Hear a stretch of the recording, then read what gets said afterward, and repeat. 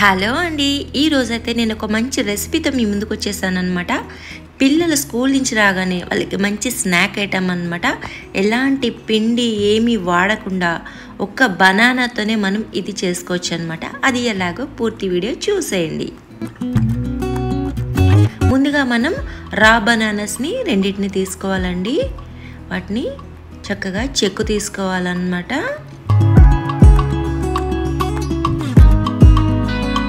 చెక్కు తీసుకొని ఇప్పుడు నేను చూపిస్తున్నట్టుగా కట్ చేసుకోవాలి. మీకు ఇంకా కొంచెం చిన్న సైజు కావాలనుకుంటే చిన్న సైజు కూడా కట్ చేసుకోవచ్చు అన్నమాట. రా బనానాస్ హెల్త్కి చాలా మంచిదండి.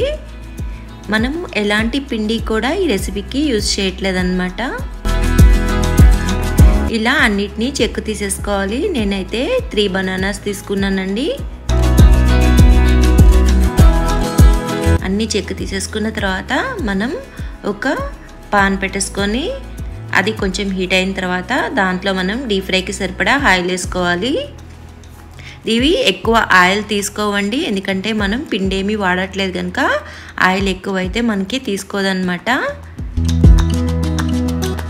ఇలా అన్నీ వేసేసుకొని మనం వాటిని గోల్డెన్ బ్రౌన్ కలర్ వచ్చే వరకు కూడా డీప్ ఫ్రై చేసుకోవాలన్నమాట. చాలా సింపుల్ రెసిపీ అండి. ఇది స్పానిష్ రెసిపీ అన్నమాట. కొలంబియాలో ఫేమస్. ఇది ప్రతి చోట మనం అమ్ముతారనమాట ఇక్కడ రెస్టారెంట్లో.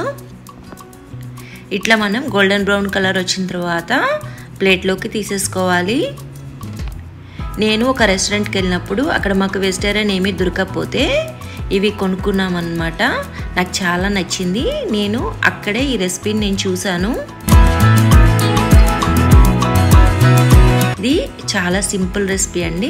ఇట్లా మనం ఒక కవర్ తీసేసుకొని దాని మీద బనానాని, ఇప్పుడు మనం డీప్ ఫ్రై చేసుకున్న బనానా ఉంది కదా, అది పెట్టేసుకొని ఒక ప్లేట్ తీసుకొని దాంతో ఇలా కొంచెం ప్రెస్ చేస్తే చాలా అన్నమాట. ఎక్కువ ప్రెస్ అవసరం లేదు. అలాగే అన్నీ కూడా మనం ప్రెస్ చేసేసుకోవాలి. ఎక్కువ ప్రెస్ అవసరం లేదు, సింపుల్గా వచ్చేస్తుంది అన్నమాట. ఇలా చేసేసుకున్న వాటిని మళ్ళీ కొంచెం ఆయిల్ వేడి చేసేసుకొని అందులో ఒక 2-3 మినిట్స్ మనం డీప్ ఫ్రై చేసుకుంటే సరిపోతుందన్నమాట. ఎందుకంటే ఆల్రెడీ మనం ఫ్రై చేసుకున్నాం కదా. ఇది ఆయిల్ ఉందని మీరు అస్సలు అనుకోవద్దండి, ఎందుకంటే ఆయిల్ ఎక్కువ తీసుకోదు. ఎందుకంటే మనం ఏమీ వాటర్ వేయడం లేదు, తర్వాత ఎలాంటి ఫ్లోర్స్ కూడా వాడట్లేదు కనుక ఎలాంటి ఆయిల్ తీసుకోదన్నమాట. హెల్త్కి మంచిదే. ఇలా అన్నీ కూడా డీప్ ఫ్రై చేసేసుకోవాలి. ఒకసారి 2-3 మినిట్స్ అయితే సరిపోతుందన్నమాట, ఎక్కువ అవసరం లేదు. చూసారా, అన్నీ కూడా ఫ్రై అయిపోయినాయి. ఇప్పుడు దీనిపైన సాల్ట్ కానీ పెప్పర్ కానీ లేదంటే రెడ్ చిల్లీ పౌడర్ కానీ చల్లుకునేసి ధనియా పౌడర్ కానీ గరం మసాలా కానీ చాట్ మసాలా కానీ వేసుకోవచ్చు అనమాట.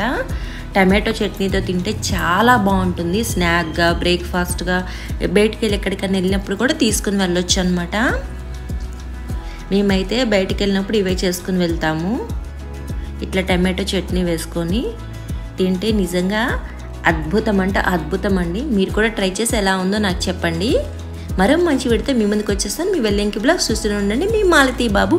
Bye friends.